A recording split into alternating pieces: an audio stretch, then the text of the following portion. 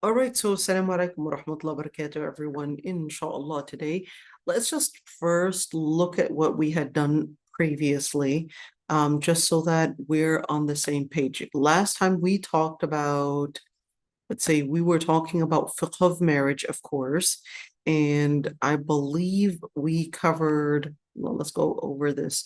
We covered, we didn't cover the witnessing, but we were covering giving advice on and mentioning other people's faults and question on engagement. We talked about some details there. We also talked about qualification. No, we were actually we were covering the part about al-wali. Okay, that's where we left off at. We were also talking about marriage contracts. Let's look into this one. Let me show you where that slide is. Hold on. We were covering this slide, marriage contract, and we went in details, and we said that the marriage contract is supposed to be having these parts in it. And we said that it's supposed to have what is called al-ijab wal-qabul, in other words, the offer and consent. And we said that there are certain conditions in regard to the offer and consent. And we also talked about the witnesses, we talked about the wali. But here's the thing. We didn't actually get in so much detail in regards to talking about the witnesses and the wali and so forth. So that's what we're going to be doing today. Last time we were just giving just a very broad explanation in regards to offer and consent, but today, inshallah, we're going to go in details with at least the witnesses and the wali. But before we talk about the witnesses, I definitely need to talk about the wali because there's so much to say in regards to the wali. And the questions that people usually ask are, well, does that mean that the wali can have the right to basically dictate who the woman marries, and does he basically take the control over everything, and therefore she has no right, and that she basically is really at her mercy? Well, not really. Let's right there explain a number of different things in regarding to wali. But first, we're going to talk about generally the wali, and then we're going to take it bit by bit. So what is a wali? The question is not only what is a wali, but is a wali only for a woman? The answer is no. So who's a wali? So a wali is actually a relative. It doesn't have to be a relative. It doesn't have to be a relative. It can be someone that may be assigned by the government itself. We're talking about the guardian. We're talking about what's called the guardian or a guardian ad litem. So that's going to be the wali. It would be assigned by the court, Muslim court, or it would be assigned by the qadi himself. Okay, well, who's working on behalf of the court? Okay, so he's basically, it can be a relative. Usually it's going to start with as being a relative, but if the relatives are not qualified to be awliya for this person, then the qadi may choose somebody that becomes the wali, basically, instead of this relative. So the Islam had assigned certain people automatically to become the awliya, to act on someone's behalf in case where he or she cannot pursue a matter on their own. Wait a minute. So does that mean that the wali is going to be acting on behalf of someone without their consent? The answer is no. So then we would say first, the wali can be the guardian in cases, or at least to work on behalf of a woman, young or old, in conducting certain responsibilities, and specifically marriage.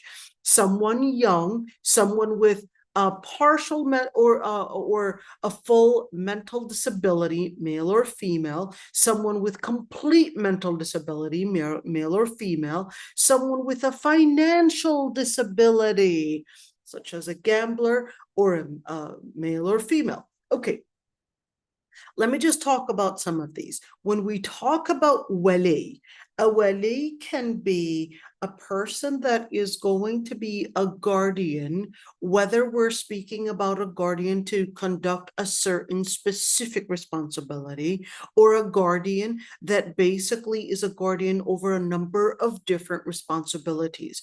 Or let's say a person that would be the guardian and basically be the person responsible for everything in regards to that person.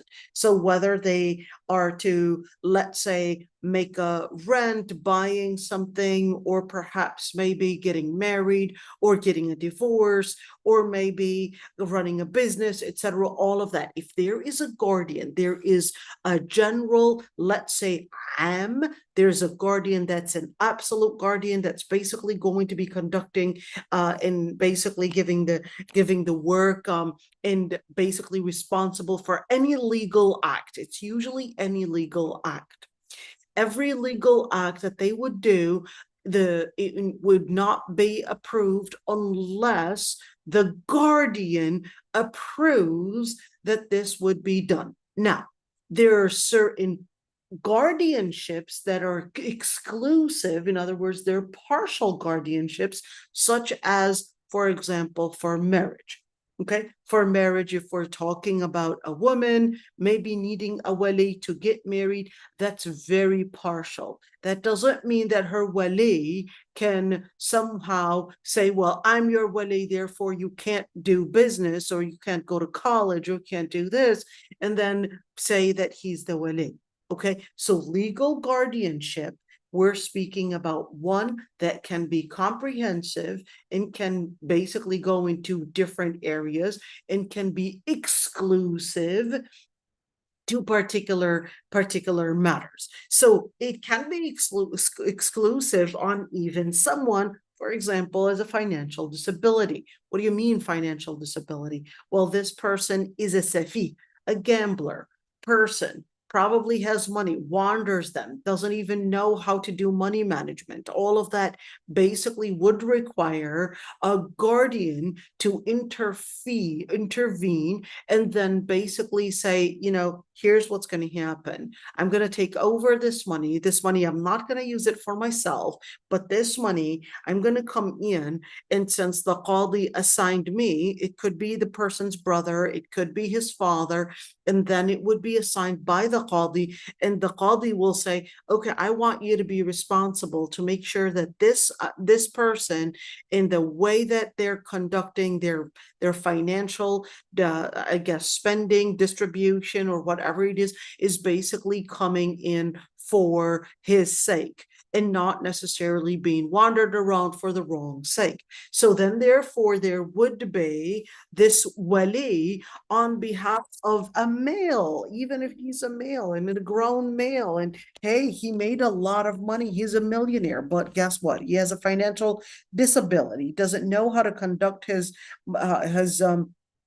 money management right. Then in that situation, we would say, okay, we want to make sure that this other guardian is helping him control this. Does that mean this person with financial disability, does that mean that they won't have the right to get married? They won't have the right to this? Then we're going to say, well, let's see, is this relating to money? If this is relating to money, if this is going to affect the money management, and all of that, then we're going to see whether this is something that is in his favor or not. That doesn't mean we're going to take over his money for our favor, but this just means Allah subhanahu wa ta'ala says, وَلَا تُؤْتُوا السُّفَهَاءَ أَمْوَالَكُمْ.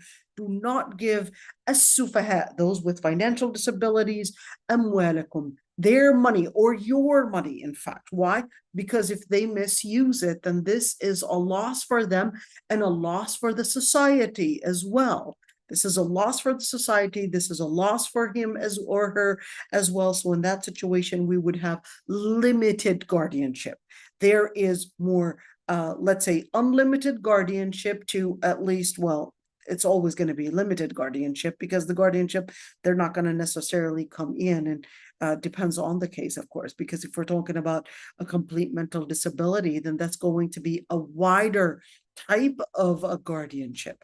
Okay, so now that we understand just a little bit about what a wali is, this is just, just to give you an overview, what that we understand that there's a wali. Well, the reason behind a wali is that most of the times the people are, let's say, the vulnerable, whether they have mental vulnerability or whether they are probably vulnerable in a society, or they may have a certain vulnerability, their own selves being vulnerable, where they probably are sufahat, they don't know, they're very vulnerable. I guess they just don't know how to control their ego, they don't know how to control their whims, they don't know how to control their desires, and they become vulnerable to certain areas. Then in that situation, the the Sharia comes in and says, well, when in situations where you become weak in it, we have the responsibility as a society to enforce and give you support to make sure you're strong. The whole idea about the wali is to make sure that we don't have vulnerable people out there and basically working against their own interests. That's the whole idea about wali. It's to make sure that we have these individuals that are not going to be abused by others, whether men or whether other women or other people or other rich people or whatever it is. We want to make sure that these people that may have these weaknesses, that we have other people that will come in and say, listen, I'm here to support you. I'm here to make sure that you are not going to be abused and basically someone else taking advantage of you. So that's the whole concept of wali. So a wali, therefore, is supposed to be responsible for helping make decisions when something goes wrong. They'll be the ones responsible. So let's say, hey, this father was the wali for, let's say this person that was mentally disabled, or this girl or this boy. Then in that situation, if something goes wrong, we're going to deduct it from your own money to cover the needed expenses to support this vulnerable person. So whether we're talking about psychologically, we're talking about financially, then in that situation, we're going to say you're going to be also responsible, and this is the amount of responsibility we're going to charge you for this responsibility, this and this much. So this is why when we're talking about a wali, this will mean their pocket. This will mean their time. This will mean their life. So when this wali is involved, they have to take it seriously, because we will come back to them and actually see whether they had done their job right. And if they did not, we will basically take it from them. We will hold them accountable. And at the other part is basically give, let's call it a support, a meaningful support, a psychological support, a financial support. And of course, when we're speaking about a wali, it basically gives that person the feeling that I've got a backup, and not feel that they are left to conduct different decisions within their life on their own, but they have a backup to say, whenever you fall, I'm basically there to give you that support. All right. So marriage is not just one person's matter, it's a whole family's matter. And it's basically everyone's responsibility. So when you look at the whole idea of wali, it basically comes from the idea of a community, a family support. And of course, within a society that is an atheistic society, within a society that feminism is trying to, of course, they're making a narrative that they're trying to do women a favor by taking away those walis and taking away those the fathers and the awliya, etc. They think that in portraying and what they want to portray the wali as somebody that is evil, somebody that is abusing their position, etc. And they'll take, of course, certain very rare cases. They'll take rare cases, and then they'll make those rare cases be the cases that would basically cover each and every single case. And this is how feminism plays. Feminism takes rare cases, and then it lets you get emotional with that case. And then, of course, when you're emotional, you're more likely to compromise even on your principles. Keep that one in mind. That's even how they do in business. When you are emotional, when you are happy, you're more likely to compromise. So they'll probably, make you emotional, get you really sad, and see, this is why we need to stop the awliya, we need to support the women. This is the narrative that they'll bring it in, and they won't bring you all those cases when the wali was not there, and how many guys basically abused these women, and they ended up in being single parents, and they ended up really being abused by these guys, and then they would just walk off and leave them paying for each and every single expense for the child and each and every single expense for themselves, and that this man just didn't want any financial responsibility, and they just wanted women to not have this support. But they won't bring you those stories. They'll only bring you these random stories where a wali abused his position and took advantage of the daughter and basically wanted her to just serve his needs. Those are not necessarily the cases that are what the wali was supposed to be standing for. That's definitely not what a wali is supposed to be for in Islam. And certainly they'll call it that patriarchy and trying to take away those women's supporters and the family and etc. And this is extremely dangerous. And even with that CEDAW at the United Nations, and right now the feminists and the radical feminists, I would say, the radical feminists right now are the ones that are in the forefront and at the lead, basically right now dictating how even other countries and Muslim countries, and you had over 92, in fact, majority actually signed, most of the countries actually signed this treaty, CEDAW, SEDAW, and part of that. And if you were to look at the different details about what it contains, that treaty, and how it basically presents itself like it's going to be in support and in favor of women, when in reality it really contains all those different methods, all those different laws in order to, one, restrict marriage to a specific age, and restricting, but at the same time making no restrictions for any sexual relations outside of marriage, whether in underage or even in older, and basically also preventing fathers and family from getting involved in any way in basically supporting women. And I will say that in supporting women, but they will actually consider it as getting involved in women's sexual choices. This is how they will present it.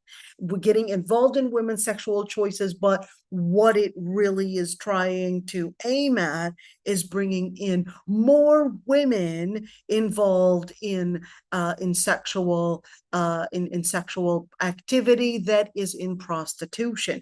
If you were to look at CEDAW, it is so obvious that they're actually aiming at things like in sex trafficking and prostitution, LGBT, etc. You read it and you see it. Don't want to get into all of that. But who needs a wali? Let's just stick to our topic. So I don't want to get carried away, and I could easily get carried away. You know me. Who needs a wali? A wali is not just for marital issues. It could be included in financial, other legal issues, but for women that are full in mind. Okay, what do you mean by full in mind? Meaning that she is healthy, she is Why she had reached the age of puberty. She is basically a person that reached a rushd. Watch for this one. A rushd. The reaching the age of puberty is one thing, and reaching the age of rushd is another thing. What's the difference? Reaching the age of puberty, you are responsible for conducting your religion, salah. You are responsible. If you were to steal, if you were to do something haram, you will be held accountable if you had reached the age of puberty. Okay, in general, I'm not talking about those random cases of a 7-year-old reaching the age of puberty. I'm talking about somebody that within the age group, let's say 12, 13. All right, this is what I'm talking about. If you reach the age of puberty, then you are responsible. But that does not mean you had reached the age of rushd. Reaching the age of rushd basically means that the person is capable of understanding how to be responsible for themselves, how to understand basically the consequences of certain choices, of certain decision making. What does that look like, and where do you get that from? Allah subhanahu wa ta'ala says, فَإِنْ آنَسْتُم مِّنْهُمْ رُشْدًا فَدَفَعُوا إِلَيْهِمْ أَمْوَالَهُم. What is فَإِنْ آنَسْتُم مِّنْهُمْ رُشْدًا? This is first. Let's talk about the context. The context of this ayah is that that children that were orphans, when, of course, they're orphans, there's going to be a guardian that's going to take over their money. It doesn't mean to take over their money for personal use, but it's actually doing a service to that orphan to make sure that that money goes into their favor, serves their interest, serves that orphan child's interest, whether in covering probably their clothing, their eating, their drinking, their expenses, all these different things, or even covering expenses. They're living in a home, hey, where we need to also cover and deduct the amount that their stay basically needs, and all those different things. So we'll basically deduct if they had wealth that was inherited and it was given to them, but the child is an orphan, he doesn't know how to take care of their financial matters, then in that situation there would be either an assigned guardian by the government or an assigned guardian that basically is a natural assigned guardian. We're talking about perhaps the grandfather, maybe their uncle, etc. So that would be basically, let's say, the transition, which basically would be either assigned by Islam.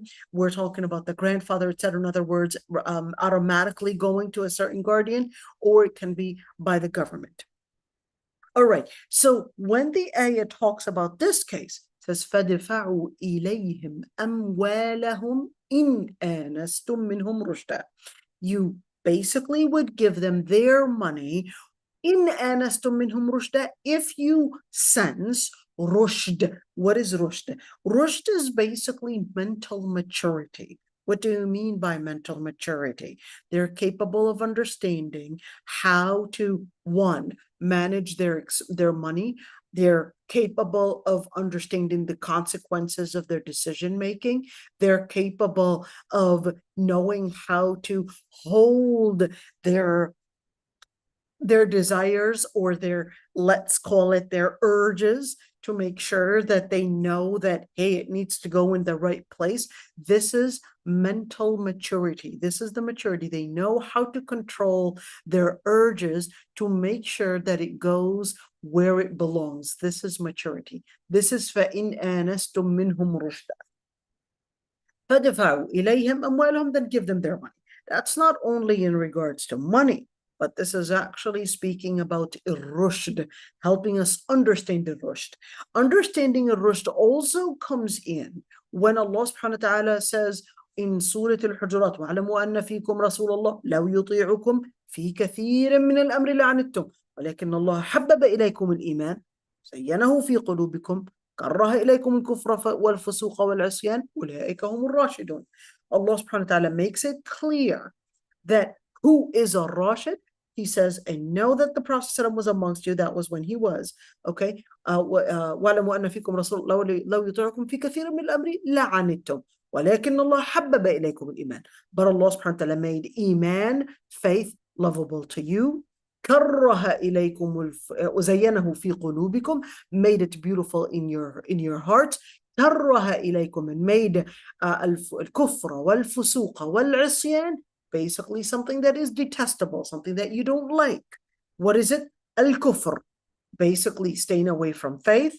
Al-fusuq, any form of sin in public, or let's call it a major sin, or al-asyan, or a minor sin. أولئك هم الراشدون. Those are the people that can be considered as having religious maturity. So maturity is in two kinds. There's the religious maturity, and there is the maturity in terms of financial maturity, emotional maturity. Those are different kinds of maturity. Religious maturity, emotional maturity, and certainly we're financial maturity, and you can go on and on with different types of maturity. But this is basically the basis of it. If we're talking about full state of mind, we're talking about mental maturity, we're talking about financial maturity, and we're also talking about emotional maturity for women. Okay, so she's not, oh, she fell in love with this guy and here it is. That's definitely living in a fantasy. There's no such thing as falling in love and living in this kind of romance. Once you tell me you lived in this kind of romance, I know that you were living in fantasy. In reality, will basically pop up all those balloons of romance and all those balloons of fantasy, and you'll realize that, oops, there's a reality that I didn't know about.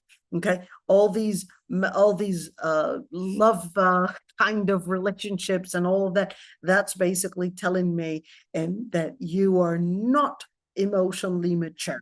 Then too, financial maturity. Do you understand that this person that's coming over, what they work, are they going to be capable of taking over the responsibilities and financial responsibility, and how much money are they making? Usually a woman is shy to ask these questions because she doesn't want to appear like a gold digger and basically a person that is digging for money. So she's shy, but a father is not shy. Girl, absolutely not. The father will come in and say, how much are you making? And how much is your car worth? How much are you paying for rent? How much are you, can I get a pay stub? Can I get a pay stub, please, and see it? Can I see can I see, you can cover your social security number, etc., but can I see your perhaps a bank statement? A father is not shy to say that. Man to man, absolutely not shy. I'd like to say that.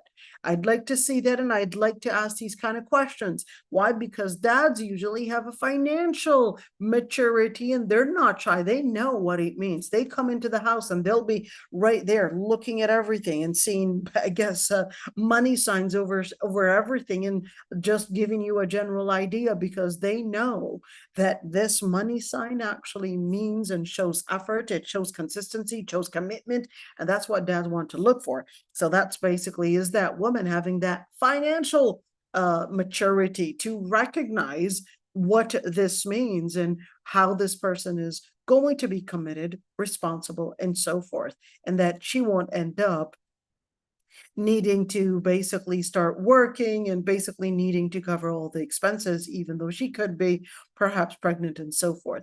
But what if she's okay with it? We'll talk about that later. The other type of maturity we're talking about just in general decision making. We're talking about, let's say, the community. Does she understand the responsibilities and where that?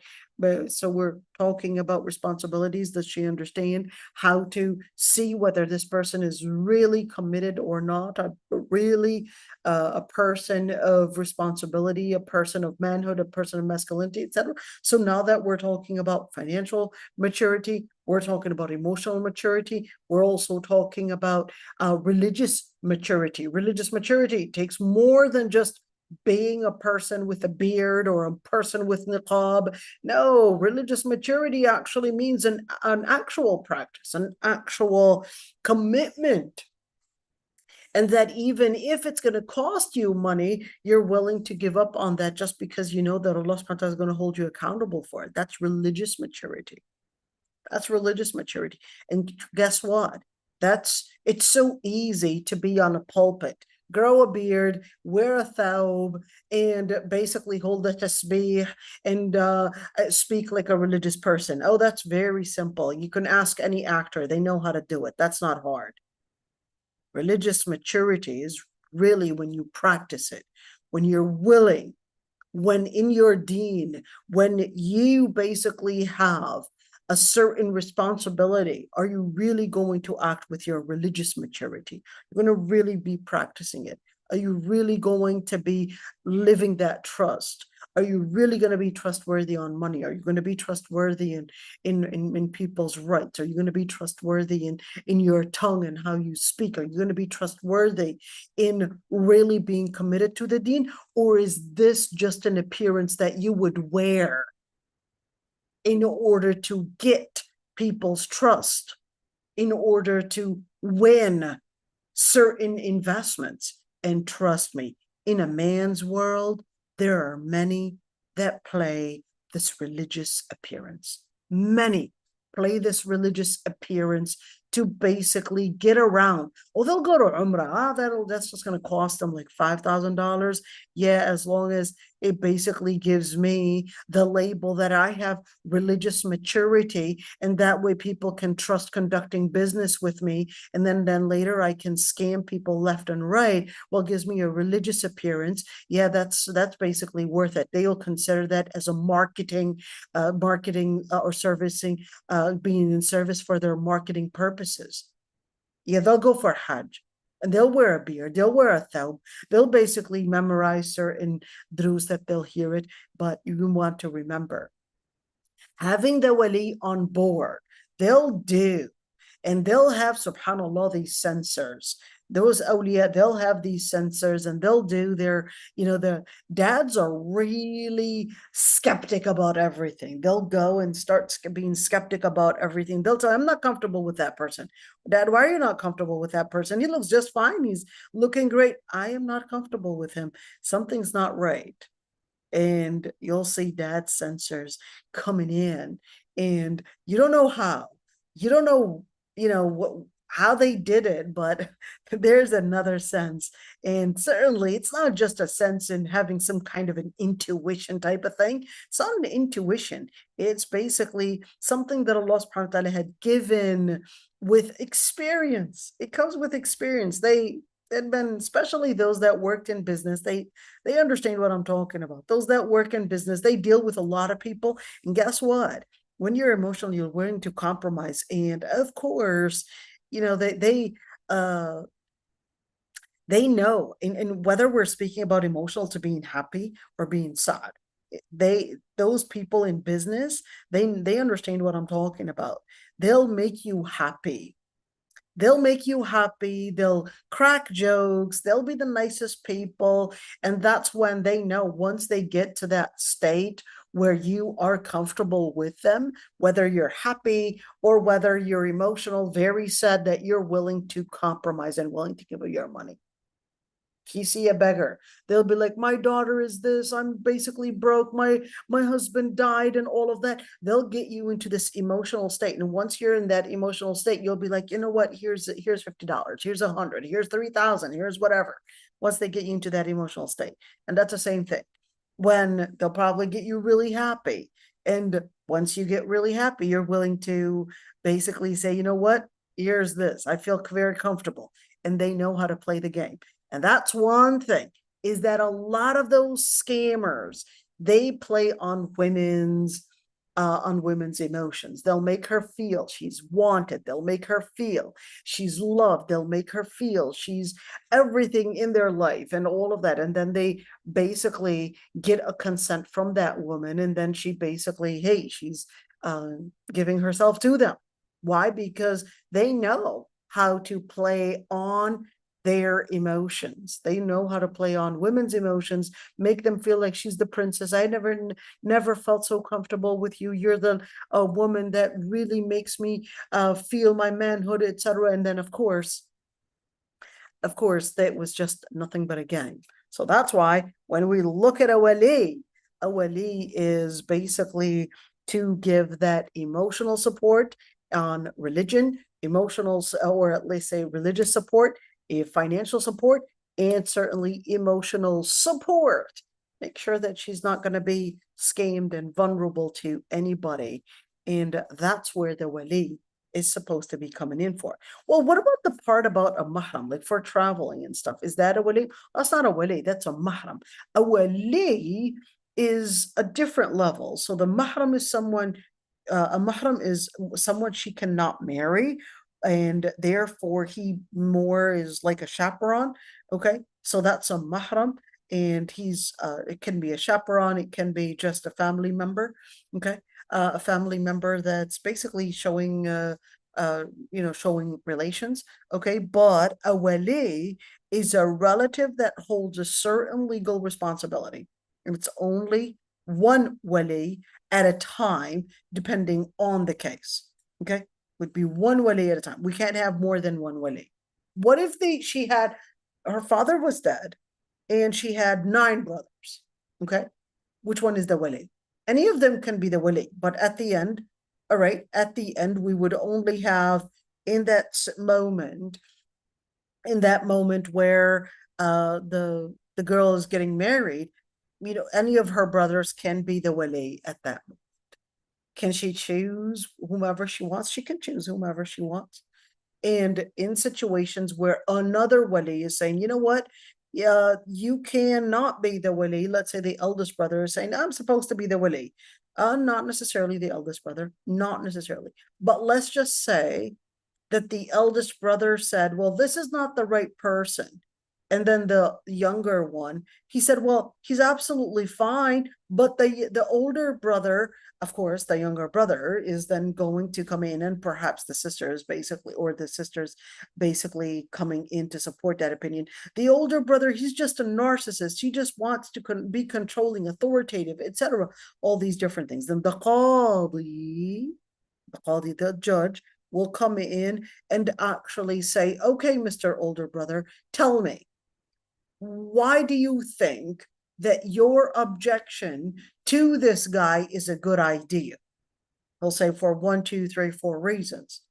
Okay, Mr. Younger Brother, why do you think that such an objection is not fitting the case that you're basically wanting to be the wali for? Here are my objections. Why do you think this is the right person for your sister? 1, 2, 3 cases. Mrs. Sister, okay, now you look at what your brothers are saying. What do you think in that regards? And then she'll basically say her opinion. And of course, this isn't an issue of ad hominem, accusing somebody, oh, it's because he's a narcissist. It's because this is such an ad hominem, and I would say a very cheap.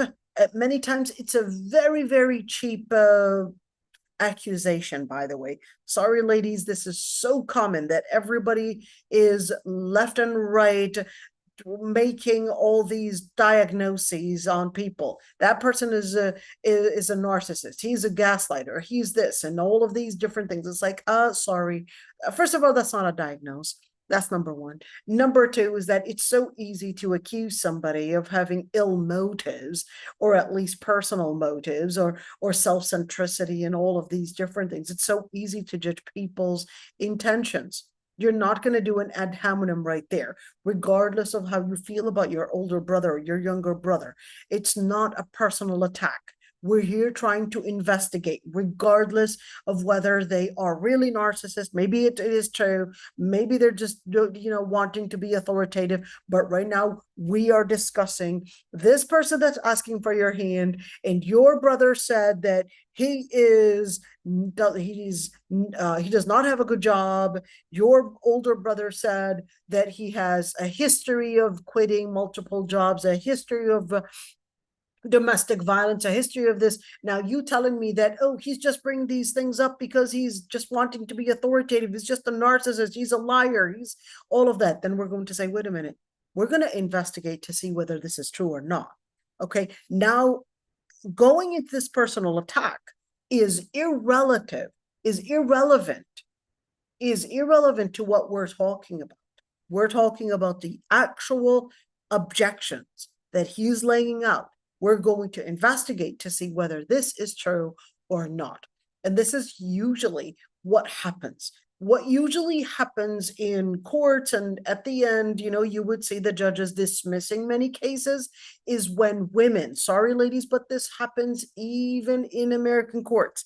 And then, of course, the qadi or even the lawyer will then basically object that, no, this is going to hearsay, this is going to right there just going to sidetracking and all of that. And then they end up basically getting into that personal type of talk. It's because she didn't want to do this. It's because he didn't want to do this. And basically discussing intentions and accusing intentions of being this or that and making judgmental, let's say, labels on their intentions. And that basically weakens your case. It makes you look like an immature person, basically just labeling their intentions. What you're going to be doing is that you have a specific case.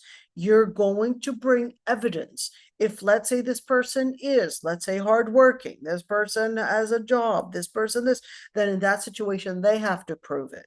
Okay.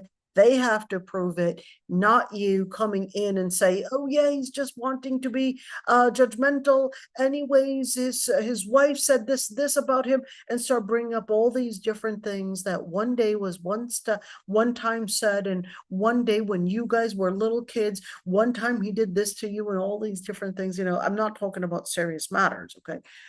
Like maybe molested you or something like that. That's a different story. But I'm talking about things like, yeah, one day he took my cookies and he did this, and he's always so mean and always so rough with me, and he would, all these different things are irrelevant. Makes you look like a child in court.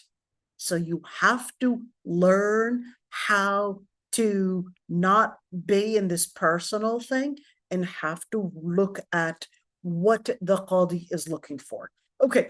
Can someone with a mental disability get married? Do they need a wali?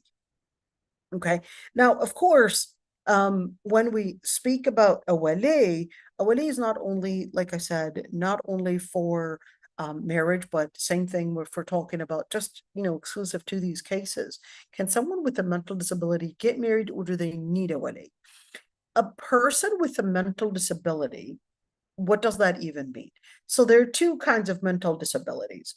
There's a complete mental disability. This person is unaware of what they're doing. They're going into this, let's say, stage 4 schizophrenia. They can't even tell. They're confusing everything that surrounds them in their life. They're confusing everything, whether we're speaking about who they are, what they're doing, and they would be hearing these voices, psychosis, etc. Severe, they're confusing everything. That's a complete mental disability. There is another type of mental disability that basically is intermittent. It doesn't always come in. It basically comes in episodes. They get an episode maybe for a while, and then they get treatment, and then they basically improve, and then their body gets accustomed to this old treatment, and they get another episode again, and then they get cured again, and etc. So we're getting different episodes. So that's basically with those different episodes that. Then in that situation, we would look at that mental disability and then see whether there is junoon mutbiq and there's junoon ghayr mutbiq. There's a complete mental disability, and that's basically called junoon mutbiq. It's complete. This person is completely unaware.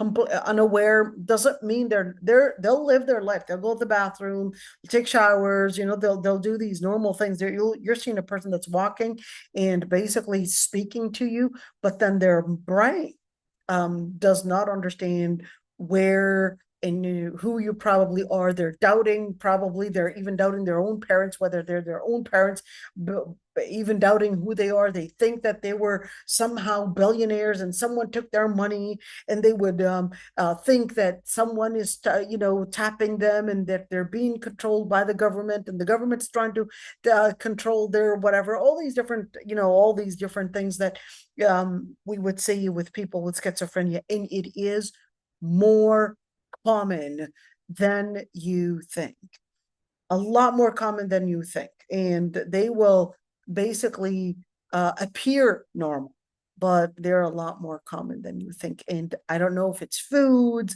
I don't know what it is, but that's a different story that specialists will tell us what is really making this increase in mental illness be a real serious issue. And it's very sad that we would have these cases be on the rise and not be understood, and many times not even be treated. And even the government won't even take these cases. When I was doing prison chaplaincy, we would have a lot of people that had these mental illnesses. And I asked, this is in America, mind you, okay?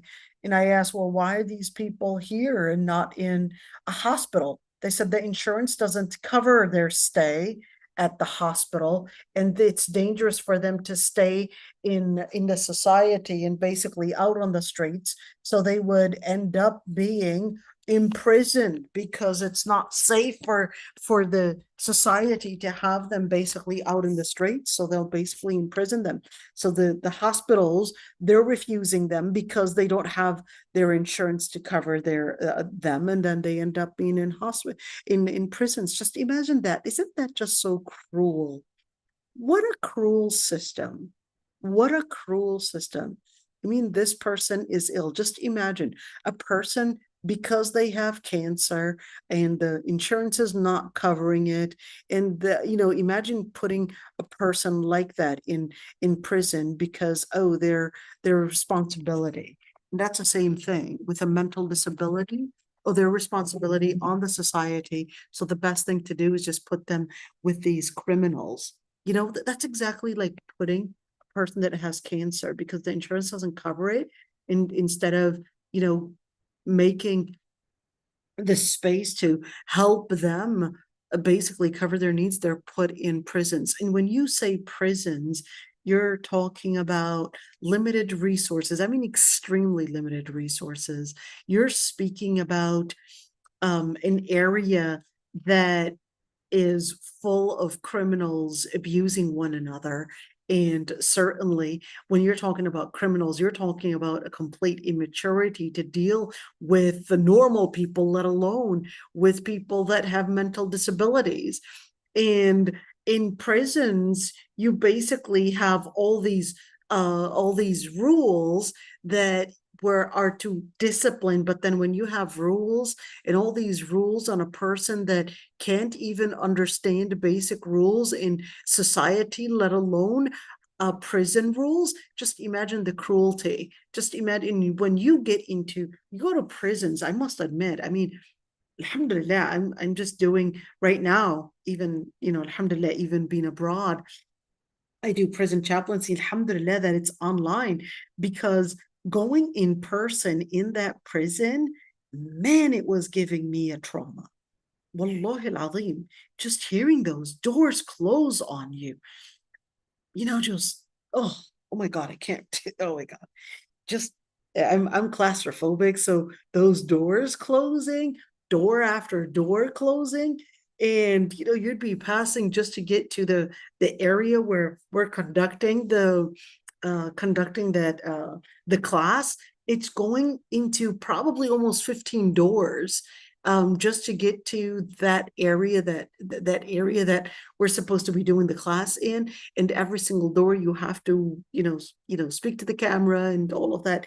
Just imagine a person with a mental disability and putting them in this kind of an environment where it is definitely not healthy in any way that you could think of.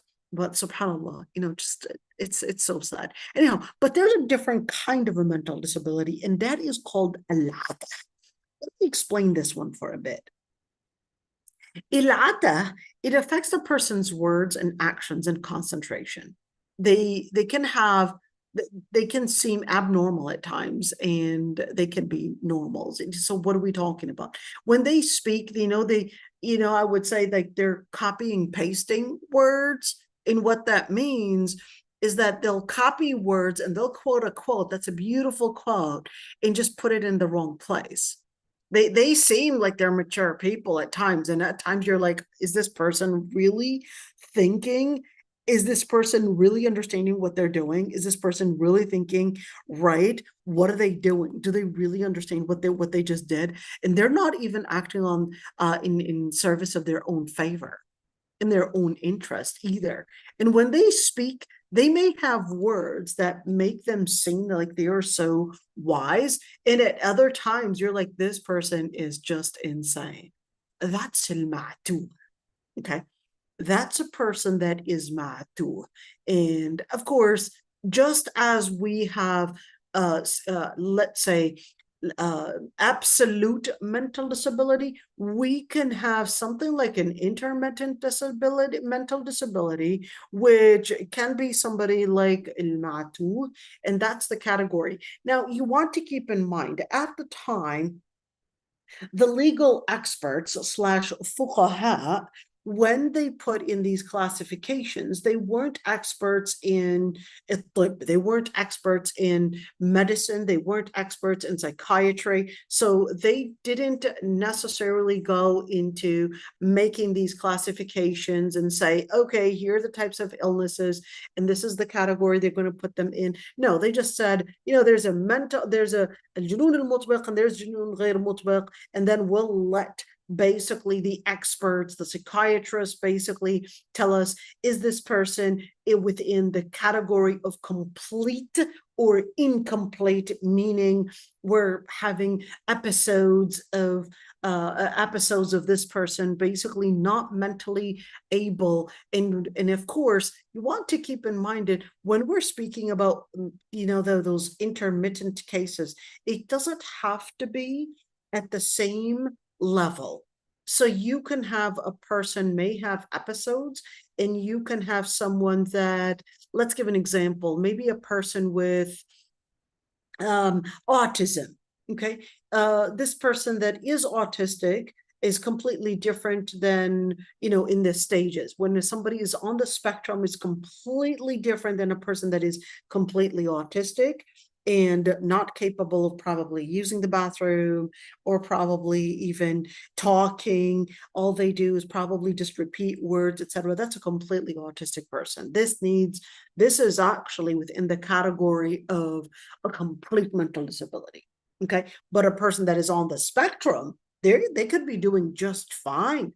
They could be doing just fine, and they could be, in fact, excelling in school. They could be doing excellent.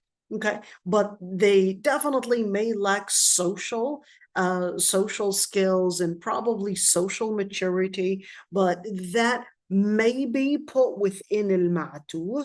Okay, but it depends on that level. Not all people have it at the same level. And in the same thing, we're not just talking about autism, we're speaking about other disabilities.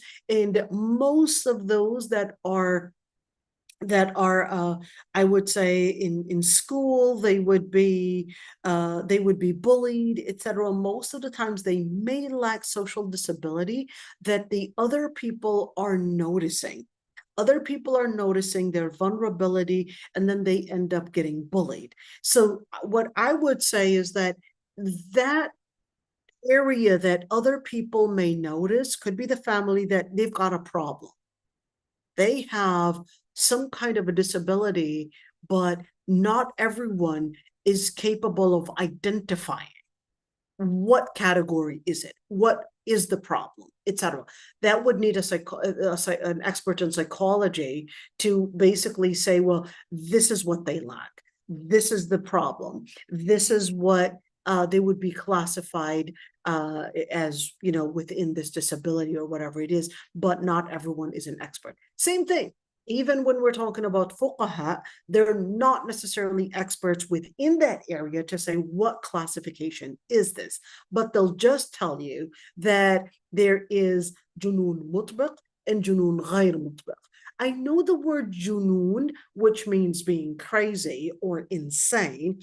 It, for many, at least during our times, it basically sounds rather offensive, but of course, at the time, they didn't want to, I would say, give it some kind of a, I would say, like a diplomatic word or some kind of a nice word or a good presentation, but they just called it junoon mutbaq and junoon ghayr mutbaq.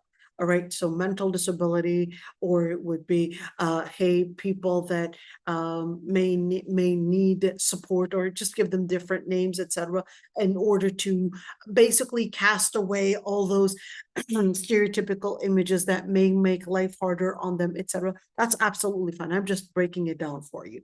Most scholars do permit the wali may get someone with a mental disability married if it is for their sake. Okay, so now going into point number 2. Okay, whether we're speaking about a complete mental disability or whether we're speaking about intermittent or at least let's say partial mental disability, we would have a wali for that person getting involved. The wali would come in and basically say, well, this is in their favor, this is not in their favor, and here are the reasons why. And that's where the qadi would basically come in to make sure that this really is in their favor. So what does that look like? The qadi would also be the second overseeing. He'll be overseeing the guardian and the wali and make sure that they really are doing something in this person's favor and not trying to just get rid of them. Okay, so therefore, the wali would not be acting on his own, but the government / the qadi will be the one to oversee those decisions and decide whether they would be conducted or whether they will be rejected. Other scholars do obligate a judicial consent that looks into the case and considers the situation as needed depending on the case. This is really important to keep in mind. So other cases, the qadi will say, well, wait a minute, this is an extreme case that requires a certain further investigation. In American court system, they will also have somebody that is called the guardian ad litem, and this guardian ad litem would oversee and probably look into the case on behalf of the judge, and really have maybe experts in psychology, or probably experts in social relations, or experts in different matters, and just making sure that this guardian is really doing something in favor and in service, basically, to this person that they're responsible for, and that this isn't some kind of a way to scam or probably get rid of this person that is in need. So there would be basically something similar. Even in Islam, there would be something similar, that the qadi may hire someone that is like a guardian ad litem to make sure that this is in favor of this person that is disabled. The other party that is getting married to this person must be informed about the disability.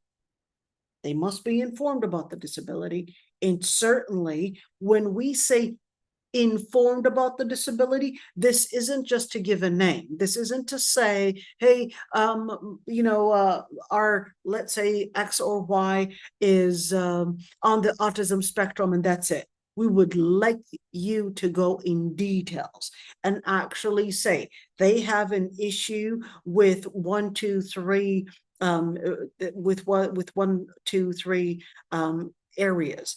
They may need help on this. They may, you may struggle with this. This is what the implication will look like.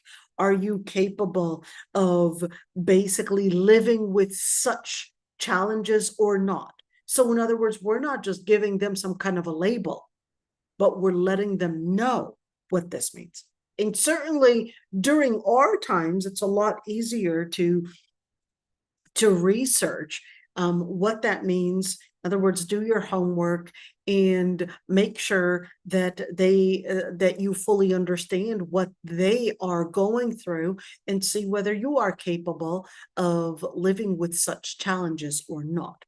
Now, certainly when we're speaking about being informed about the disability, if they were not informed, the qadi may end this marriage contract and even charge the person that is the wali for not informing them. This would be called gharar. What is gharar? Gharar is basically keeping a certain ailment or a certain disability or a certain deformity as basically ambiguous and not informing the other person. And this can mean that the marriage contract would be brought to basically a state of getting nullified by the qadi himself. And even if the person does not consent. So let's say the guy said, but I don't want to divorce. We're like, yeah, nice try. But guess what?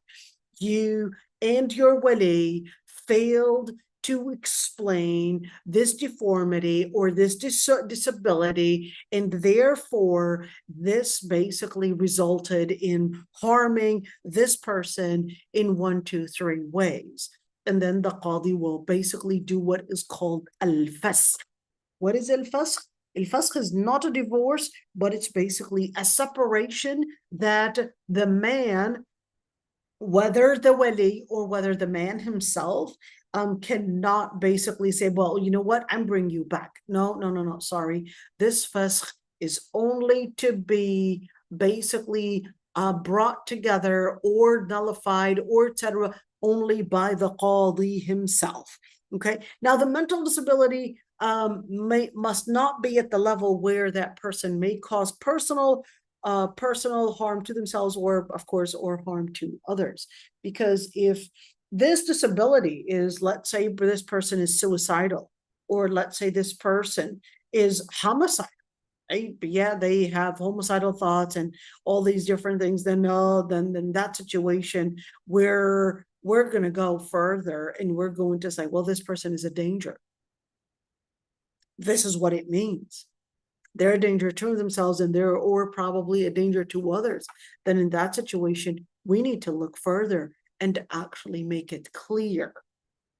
And then in that situation, we need experts to get involved on the case and tell us whether this person is safe to be around or safe to get married or not.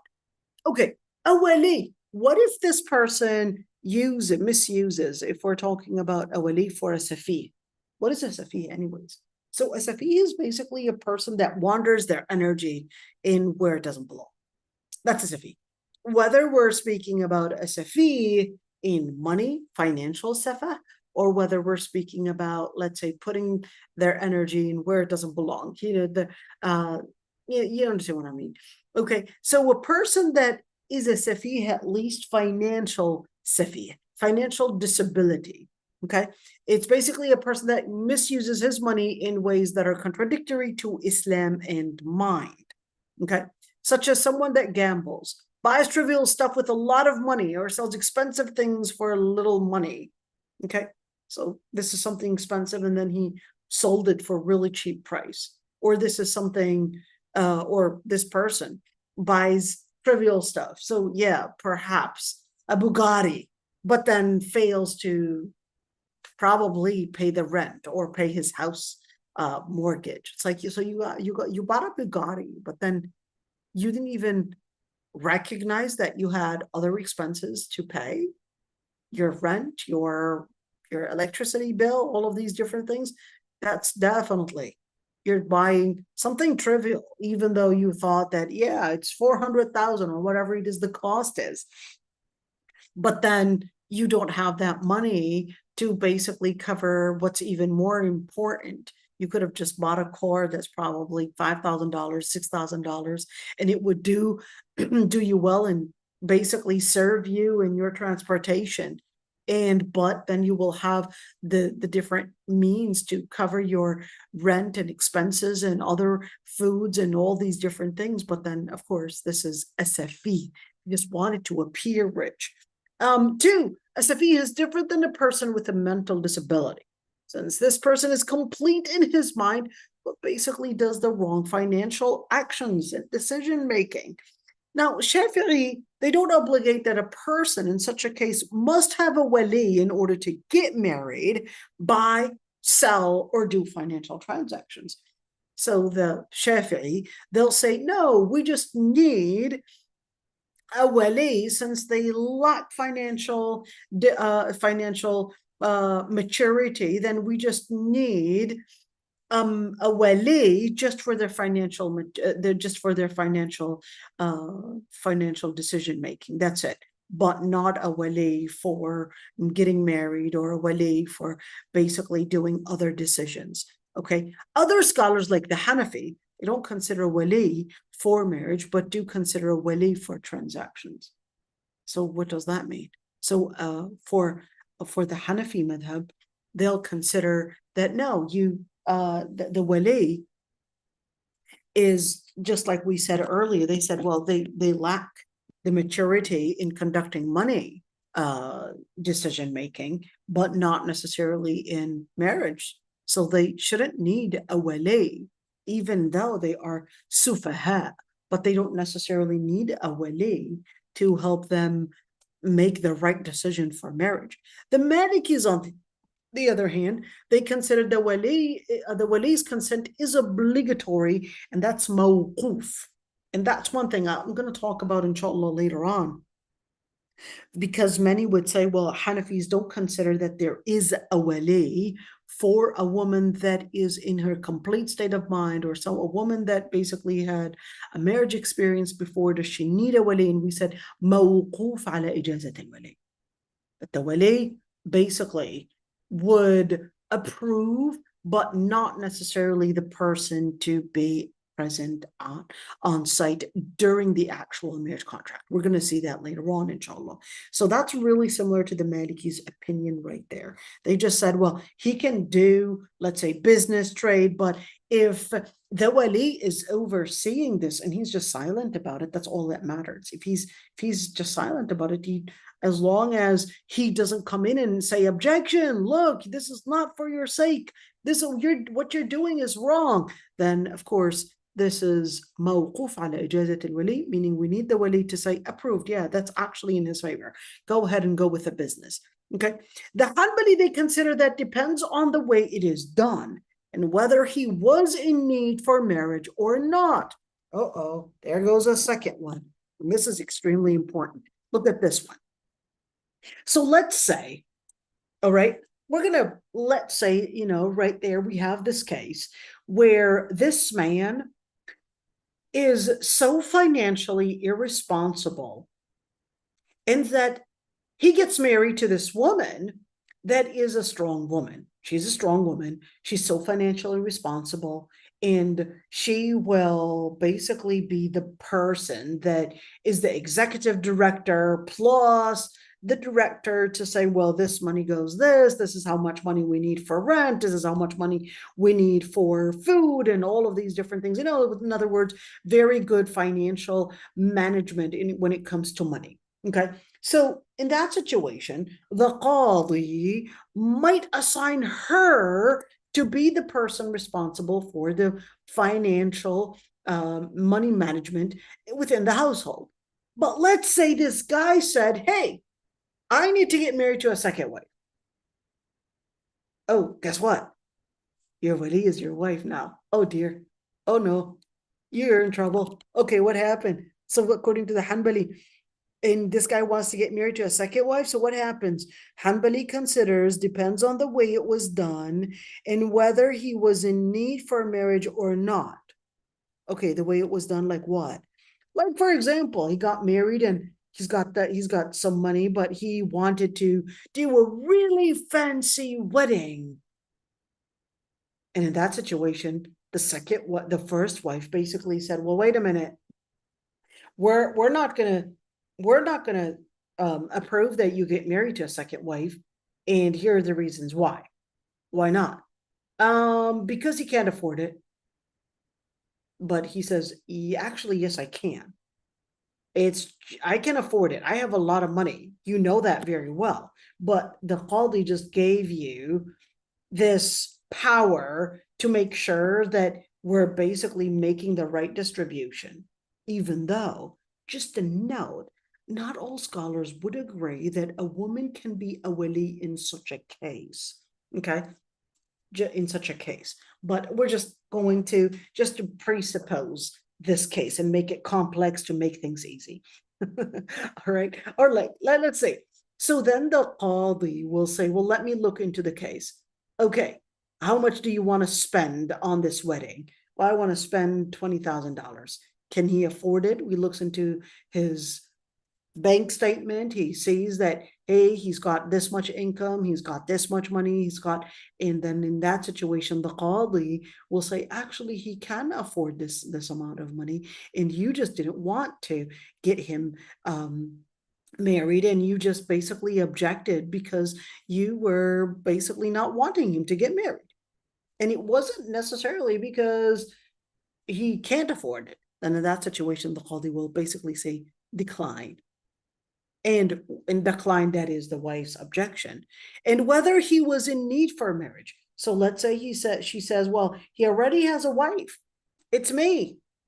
And you could say just perfect and just fine, and therefore he doesn't. And he says, well, the ayah says, فَانْكِحُوا مَا طَابَ لَكُم مِّنَ النِّسَاءِ مَثْنَىٰ وَثُلَاثَ وَرُبَاعَ. The ayah says, مَا طَابَ, and I just have the desire for it. I don't have to necessarily have a reason of her being ill or her being probably incapable of getting children. No, I just, مَا طَابَ لَكُم مِّنَ النِّسَاءِ. That's basically just something that I want. مَا طَابَ لَكُم مِّنَ النِّسَاءِ مَثْنَىٰ وَثُلَاثَ وَرُبَاعَ. And here we go. And I have the money for it, and I would like to go for it. Then in that situation, the Qadi will look into it and say, well, let me see how much money you've got. Let's say, are you capable of opening more than one home? Are you this? Yes. Okay. Yeah, sure. Approved. Approved. And he can go for it. Okay. Let's see. The preponderant is that his marriage is not in need for a wali, but a wali's supervision is highly recommended in order to protect the family. And that's where that wali and that Qadi goes. So does a woman need a wali? Majority of the scholars, Maliki, Shafi'i, and Hanbali, do consider that a wali is obligatory to have for a virgin or non-virgin woman. So in other words, they said any woman basically needs a wali, whether she had a marriage experience before, thayyib, or whether she never had a marriage experience before, bikr. At the end, they said she needs a wali. So Abu Hanifa said that it was liked. Stop right here. We're going to get to Abu Hanifa in his opinion. Okay, now the Maliki do say in one of their opinions that it is best if she can have a considerable Muslim man help her in her marriage. So what are we talking about here? We're talking about in cases where she doesn't have a wali, and then let's say she was a revert, let's say she doesn't have a wali, so then she was basically asking Uncle X, and we're not talking about really uncle, just out of respect.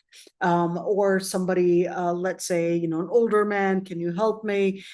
This person's asking for my hand. I'm not really sure, what to, and I just need someone to help me, basically give me the support and ask about him, do background check, all of that. So perhaps maybe if we don't have necessarily an Islamic center, probably have a person that we might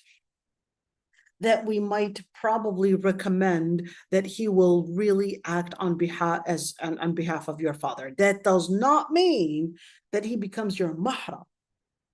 Doesn't mean he becomes your mahram. He's just there as an advisor. And that's it. He's not your mahram. He's definitely not someone that you can engage in all these long conversations like, hey, we're just, chit-chatting. Absolutely not. He's an advisor. You can have an advisor to help you do that. Let's see, for Dawood, Abu Dawood basically, or Dawood, actually not Abu, but Dawood Zahiri, he does consider a wali as obligatory for a virgin and non-virgin. So we're looking at basically like the Maliki, Shafi'i, and Hanbali. Okay, let's get into this one. So what's the evidence on wali anyways? What's the evidence on wali? But before I get into the evidence on wali, I want to go for al-madhab al-Hanafi for a bit, because I thought it would be a good idea to clarify al-madhab al-Hanafi, because last time I felt that still people are confused about al-madhab al-Hanafi. Let's say Abu Hanifa, I know you see it in Arabic here, but I'm going to explain it in English as much as I can. And I'm going to write there actually. So this is a quote from the Hanafi books. And he said that a woman does not need a wali, and the evidence are as follows. Hold on. She doesn't need a wali. I thought you said that wasn't true. Yes, let me explain.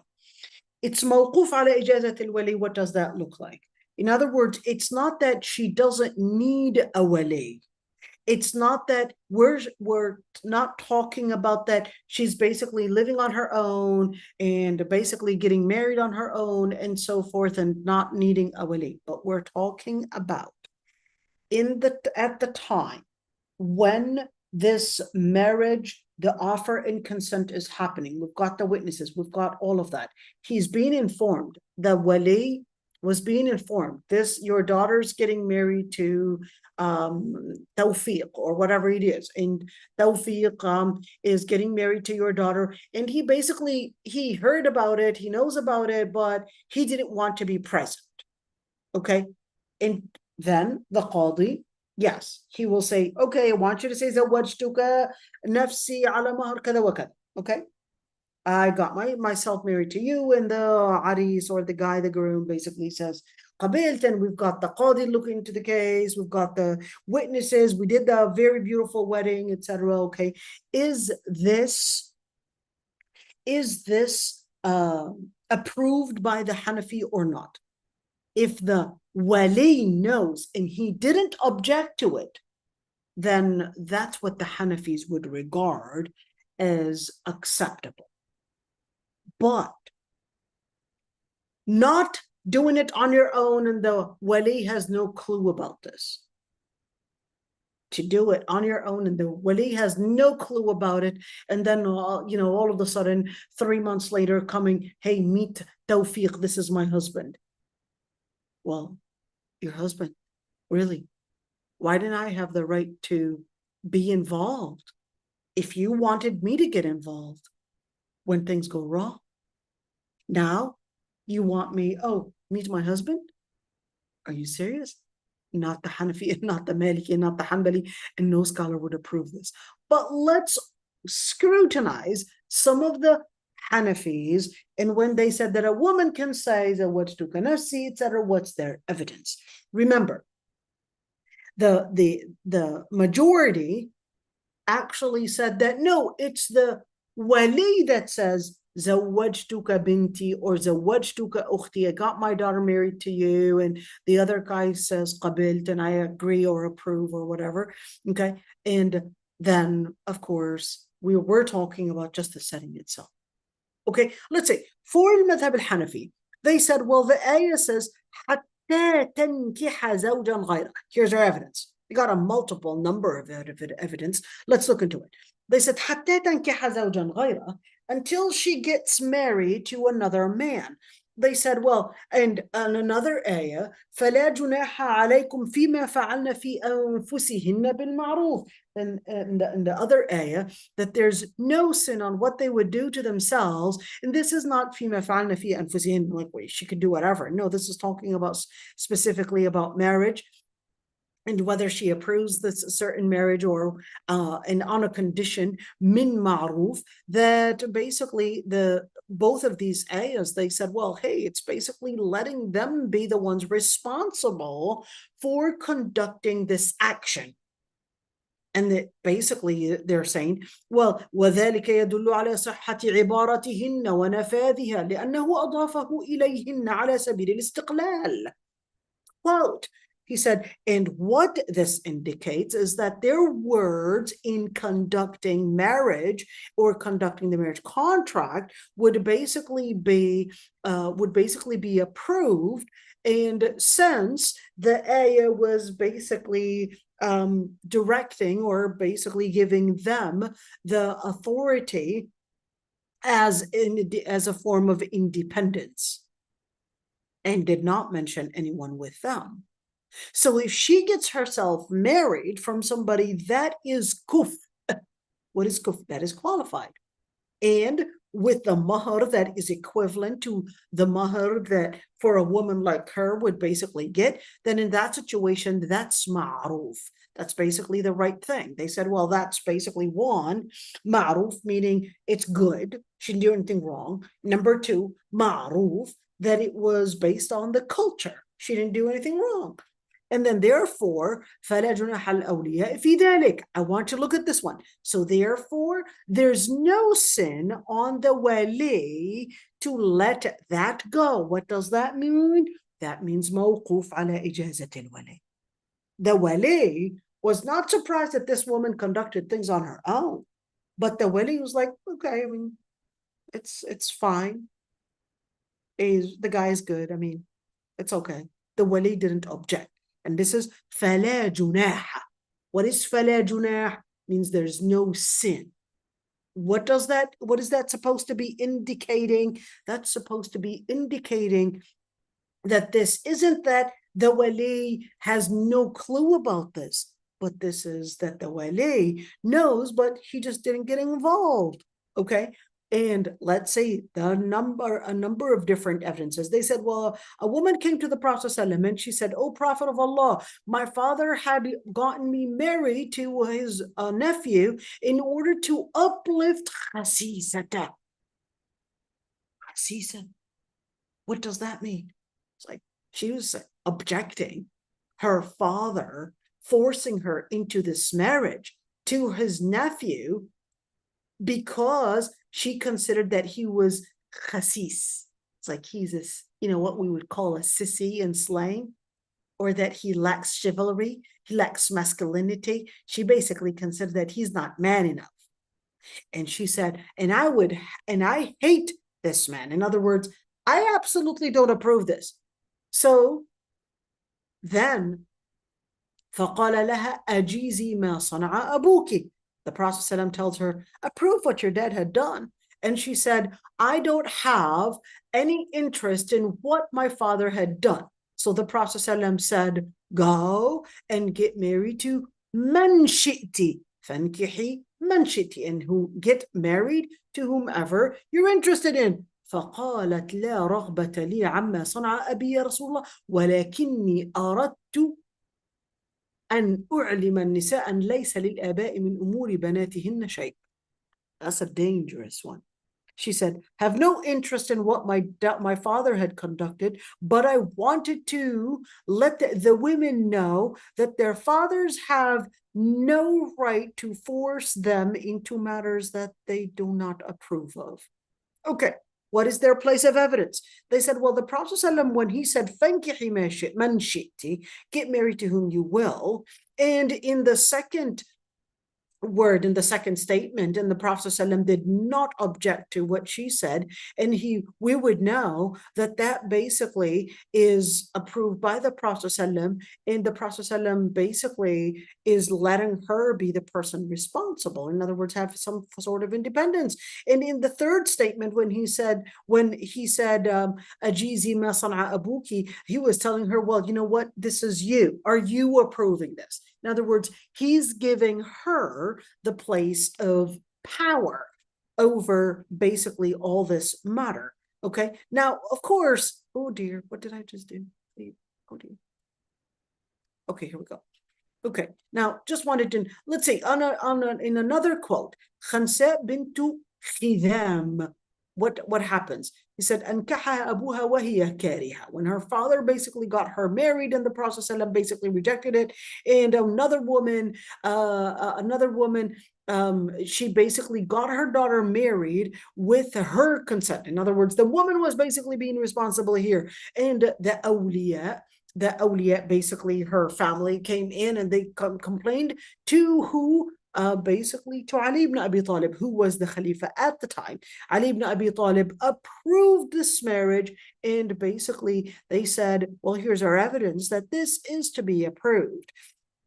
And certainly, ajaza an-nikah bighayri wali, and permitted that marriage would be without a wali because they were absent.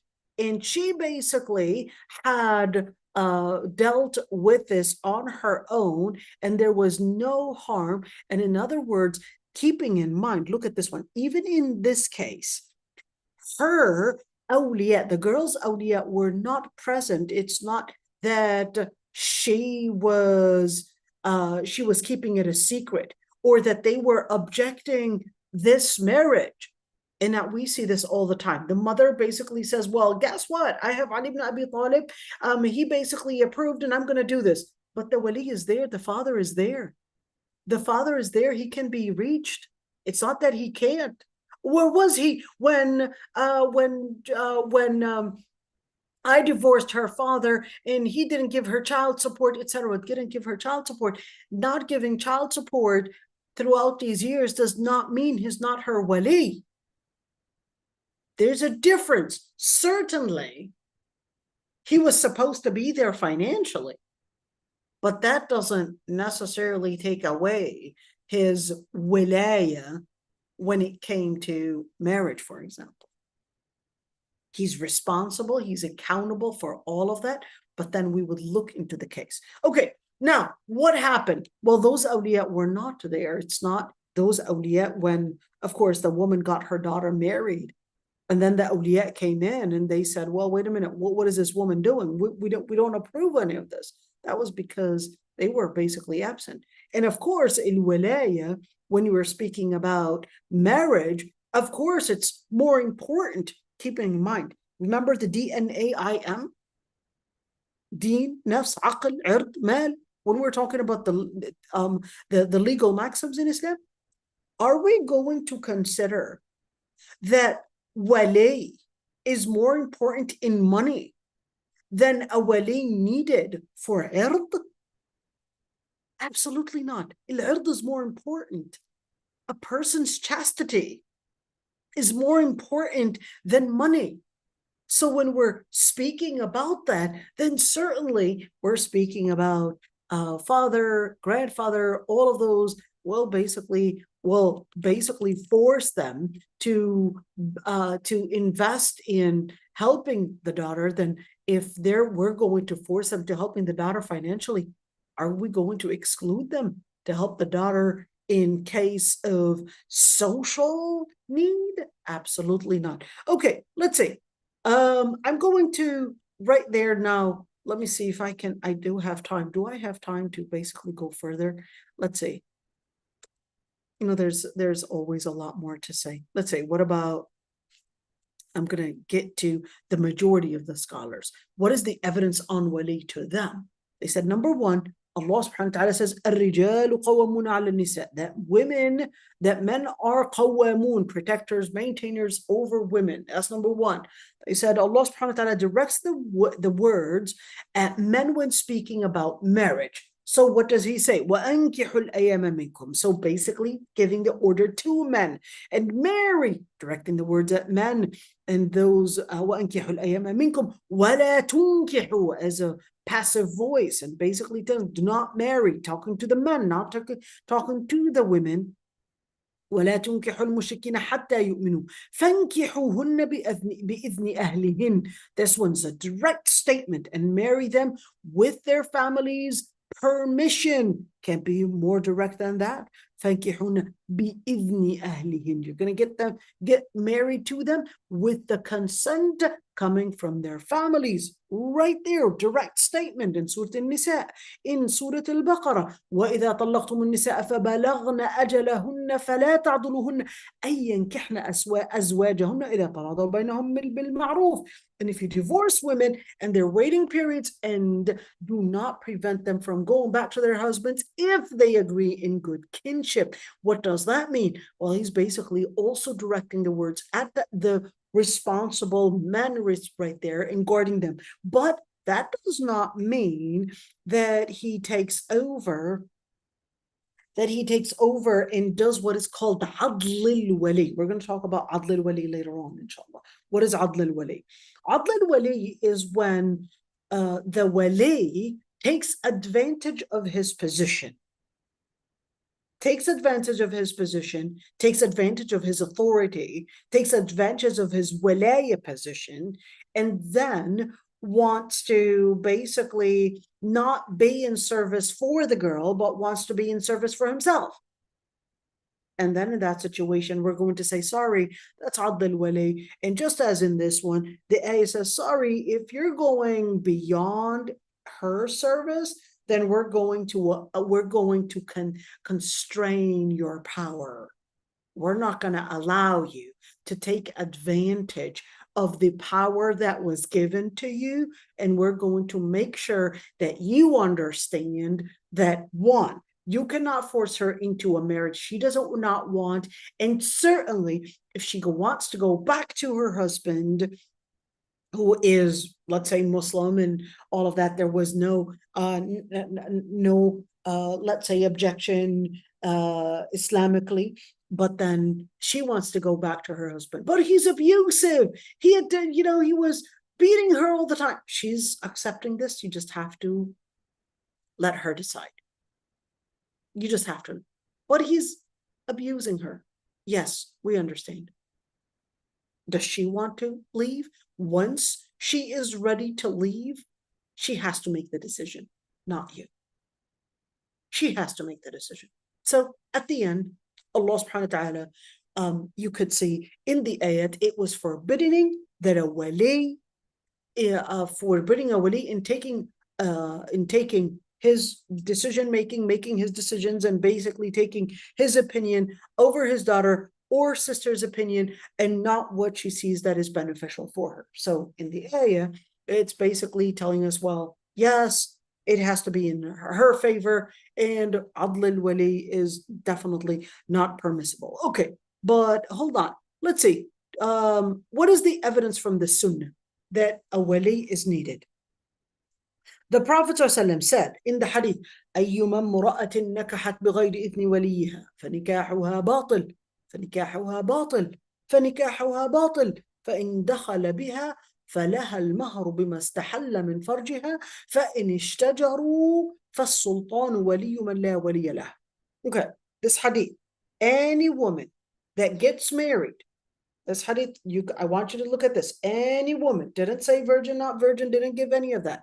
Said any woman that gets married without her wali's consent, her marriage is invalid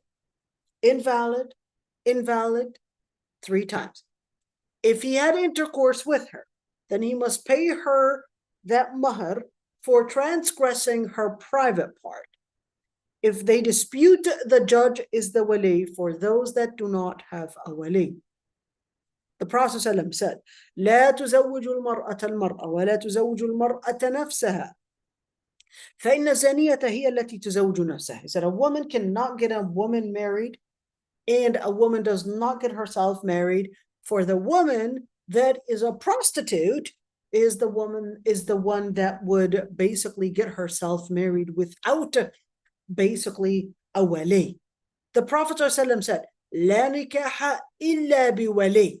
لا نكاح إلا بولي. No marriage without a wali.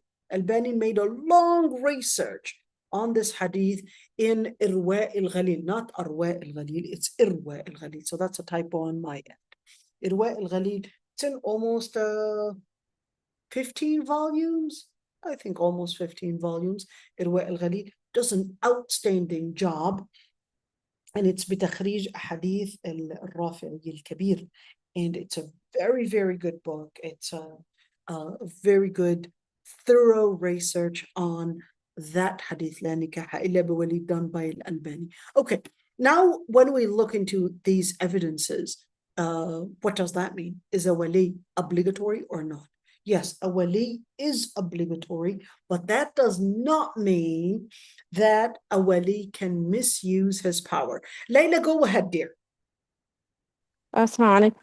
Wa alaikum assalam. I'm trying to get understand. So a wali is there to protect and so you don't get taken advantage of, or is he there as an out of respect? This is you just say for the No, scenario. dear, it's not out of respect. A wali it's a responsibility. It's not tashrif, it's taklif. Tashrif is out of honor and respect. Taklif is out of responsibility. Okay, and so when the absent fathers, how are they going to know the responsibility? How are they going to know the absent fathers? What do you mean? If the fathers are absent and then when it's marriage, are you talking about the madhab Hanafi? When the fathers need to be called, but they've been absent the whole life. So you're talking about okay, you're talking about those cases. Okay. Yeah. So when the father was absent, all right, here's one thing. Let me tell you one thing. In cases when the father was absent, most cases, the father was not absent out of his will, by the way. Most cases, it could be just a dispute between the wife and the husband, basically, that it ended up that the wife probably put a restriction that he shouldn't be within this marital radius. And I'll tell you, the traditional way that you would see most women basically filing or suing a case of a divorce, the traditional accusations are the same. All of them, 99.9% of them are the same.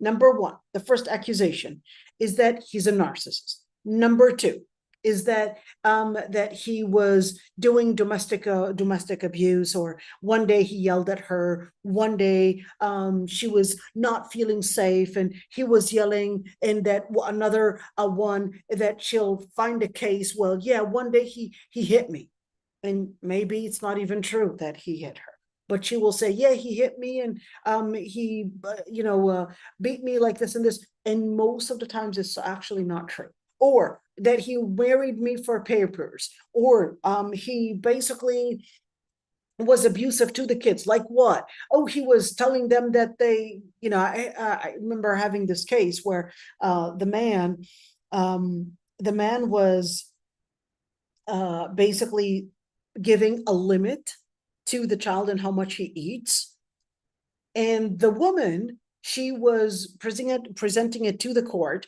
that he was giving a limit to how much the child eats. So I asked a question. I said, how much does the child weigh? The child is 7 years old, I believe it was 7 years old, and weighs 110 pounds. That is too obese. So then what the father was trying to do, he was trying to do what is called a portion control. Who's actually being abusive here? It's the mother that's being abusive.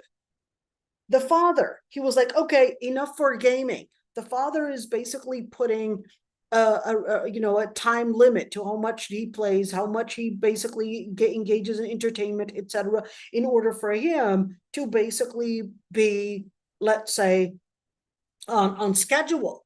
But the mother was like, oh, that's being too restrictive, he's being too abusive, etc., and basically wanted to present it that he was being too abusive on the father. This happens very often, that the mothers, in order, sorry ladies, but this is real. I mean, I'm a woman, I could say a lot about the man, okay, but this happens very often. It's not that I'm misogynist, but this happens very often. If a man were saying my words, he'd be called a misogynist, but I'd like to say it as a woman and actually say, this happens very often, that the woman would actually distort the image, the dad's image, in the father, in the children's eyes, and she would think that she's doing them a favor. And she would think, hey, your dad did this, he was so abusive, he was so this, he was so that, and guess who pays the price? The one that pays the price is basically the kids. Let me tell you one thing. The father's absence is not just in even distorting the image, distorting the father's image. It basically becomes in as an insecurity in the children's minds.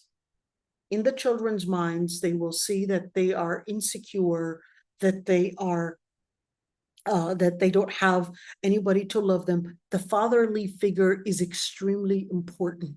You're not doing a service by letting that father be absent. And I know cases where the father wanted to pay child support, but the mother would take the child support or would hide the child support. She would not even say that she's taking child support to the children because she would consider that that's not enough. He can afford to pay more. He can afford to pay more. And then she would hide the reality because she felt that she was doing service to the children. And I know very many cases, very, very many cases. Sorry, ladies. When the Prophet ﷺ said, رَأَيْتُكُنَّ أَكْثَرَ أَهْلِ النَّارِ, this is not a misogynist statement. تُكْثِرْنَ اللَّعْنَ وَتَكْفُرْنَ الْعَشِيرَ. Not a misogynist statement, but a prophecy. A prophecy telling us, ladies, we really need to have taqwa. Even in case of divorce, even in case of this, really have taqwa. You're not doing your children a favor by letting that person basically be absent in their life. Now, to answer the question, what if, can it happen that a father really is not paying child support, the father is really not there? Can this happen? It can happen. But here's the thing. When somebody fails to do their right in A matters, does that mean B matters? They would also be objected from given that responsibility? The answer is no. It's a responsibility. If that person failed to pray, does that mean their siyam is not accepted? No. They failed to pray. That doesn't mean their siyam is not accepted. They fail to pay their child support. That doesn't mean that the other responsibility in making the decision making sure that this is the right decision making is basically there. It's a social responsibility. And certainly he has to be there to make this not as a tashrif, but taklif. It's not tashrif, it's not an honor, it's not giving him the honor. It's basically giving him responsibility. I want you to be there in a situation of responsibility. I want you to be there. I want you to understand that if something goes wrong, that you would be there to speak and advocate for her. He failed to advocate financially. Are we going to basically object and say, no, you can't advocate socially? Why not? Why not? I failed to be, perfect in A things or B and A, B, C. Does that mean I can't do D, E, F? No. You see what I'm saying? Do you understand? Did I answer your question, Layla? I mean, sort of. Okay, let's do it this way. It's basically, if you were to look at it on the premise of that this is an honor, then absolutely I would agree with you that why should he get the honor when he wasn't even there, if that's the premise. But if the premise is responsibility, then But if he's like, if he can't hold responsibility with his own kids, how can he hold another man responsible? That's kind of a how is he hypocrite. responsible for another man? He's responsible for the girl, not the man. No, like how can he hold his daughter's future husband accountable for things that he couldn't even do as like as He's a not dad? holding him accountable, dear. He's not holding him accountable. We're speaking about in case this marriage doesn't work out, okay, that he will be there to advocate for her. Some people, they do good in advocating socially, but they do horribly in presenting money. Here's one thing. Let me tell you one thing.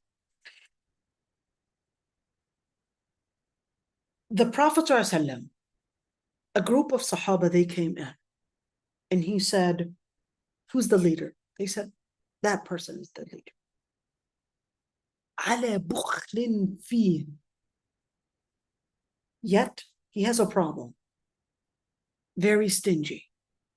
So the Prophet ﷺ said, وَأَيُّ دَاءٍ أَدْوَى مِنَ الْبُخْلِ وَأَيُّ دَاءٍ أَدْوَى مِنَ الْبُخْلِ.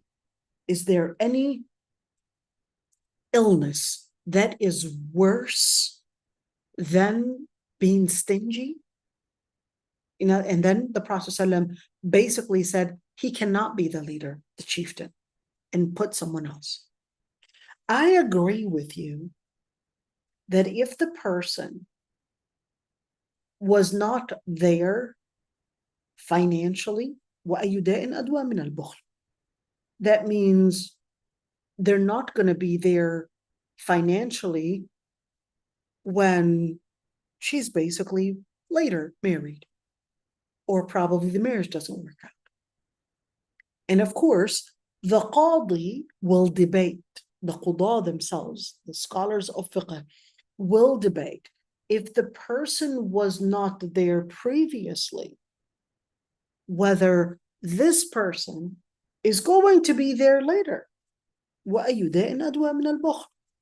Okay, but I'm here trying to support the opinion. Like I said, I'm trying to support the opinion that if a person fails financially, it doesn't necessarily mean that they will fail socially. We need women to get the support that they can from their awliya as much as they can. That's what I'm trying to advocate for. I do see your opinion, and I do recognize that there are scholars that basically said, if he wasn't there when she was vulnerable, how is he going to be there when she's older? But I support the opinion that failing to be financially responsible should not necessarily mean that we would not need his social responsibility. If he's capable of being there socially, any help counts.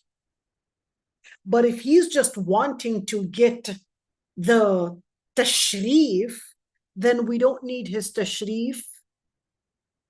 Right now, we need somebody that can carry over the taklif. We're not in need for this tashrif. If he's coming in, it's like, yeah, I'm the father and wanting tashrif and wanting honor. Sorry, sir. we're really right now, you don't deserve that tashrif because you weren't there to earn it. You weren't there to earn it. But right now, what we're really looking for is taklif. If he's coming in, we'll look into the case. If he's coming in to basically serve that advocacy for that girl, we need any kind of support. We need support for that girl. We need social advocacy, financial advocacy. We need any kind of advocacy whenever she basically ends with this moron. If he's a moron, we need all help counts. Even that support, that moral support, trust me, during those times when she is broken, a woman really feels, you know, when we say al-jabr, what is al-jabr? When something is broken, you want to fix it. Okay? You want to fix it. If it's broken, you want to fix it. Okay? And that's jabr al-khawatir. Sometimes a woman, somehow, you know, in the Palestinian accent, we say nafas rijal bihyi rijal. This is what we say in Palestine. Nafas rijal bihyi rijal. Nafas rijal is like the men's support, even their breath, even their count, just to see them there, it brings life to men, even if they're not helping much. Remember Ibn Maktoum, he used to engage in jihad, but he's blind. And he said, even if I cannot see to fight, but at least I'll just be there as a number to give support. And that's one thing I would like to say, is that although I do recognize that he doesn't deserve the tashrif and the honor if he wasn't there during the time of taklif, but I would say at that time, when we need advocacy for that sister, if he's coming in to right now come at the end of our episode as a hero, you know what? We need any heroes to help this woman. We need any heroes to help this woman. If he can come in and basically say, well, this person is not fit for my daughter for 1, 2, 3, 4 reasons, then this isn't necessarily a person that's trying to cause trouble. If he's got good reasons, the Qadi will look into it and say, you know what? He's trying to keep you and preserve you from any trouble. That's advocating for you. Advocating for you does not have to be only when troubles happen. Advocating for you can be in preventing troubles from happening. Just keeping that one in mind. Advocating for you from keeping troubles and happening too, coming in and actually saying, hey, this person, I can't see my own baby right there. Me knowing that this person is nothing but a narcissist. I would not want to see my daughter getting married to this person, because this person is 1, 2, 3 reasons does not belong in my daughter's life. Some people, you know, they can fail financially, but socially, they have a different thing. And I will say many times, don't necessarily believe the story. Sorry, even if it was, you know, said in a very emotional way, learn how to not get carried away with emotions and really investigate. There's so many stories, so many things hidden behind a lot of stories that might be said out there. And I will tell you, what you hear of the story may be completely different than its reality. And I'm sorry, ladies, I had seen very many narcissist women liars. Wallahi, liars. They know how to make those crocodile tears. They know how to fake emotions. They know how to play the victim. They know how to lie. Wallahi al-azim. I had seen, uqsim billahi al-azim, I had seen more women liars than men. And I get involved in those cases. I was a person that was a very, very pro-women and very, I'm not against women, okay? I'm a woman just like you. But I discovered that when the Prophet ﷺ said, رَأَيْتُكُنَّ أَكْثَرَ أَهْلِ النَّارِ, that was a prophecy. We got a lot of women narcissists out there. We got a lot of women that lack their deen out there. We got a lot of women that lack their taqwa out there. I didn't know that. I didn't know that. I believed those crocodile tears. Oh my God, was I so wrong? Oh my God, was I so wrong?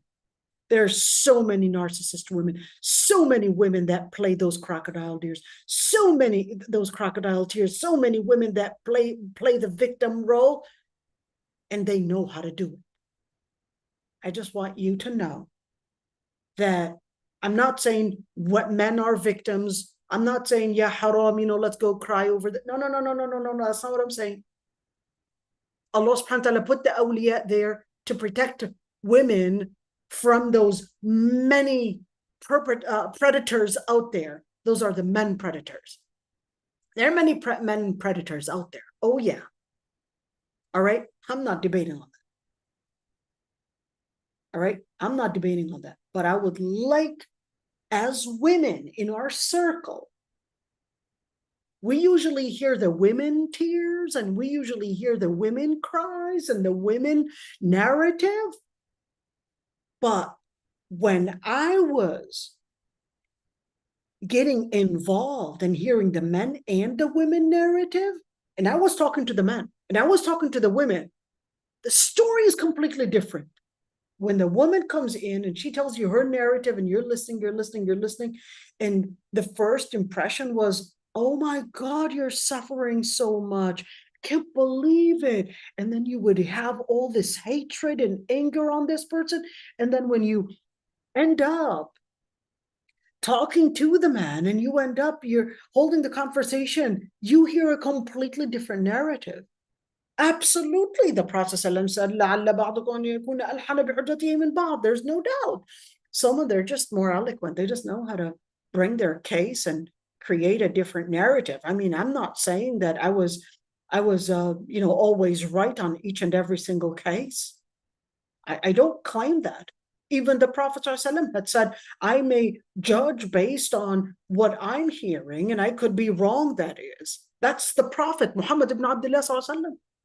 He said, I could be wrong. So if I had judged in your favor, make sure you would pay it into what really belongs in, because you will be held accountable for it, even if I, as a prophet, would judge. That is the process.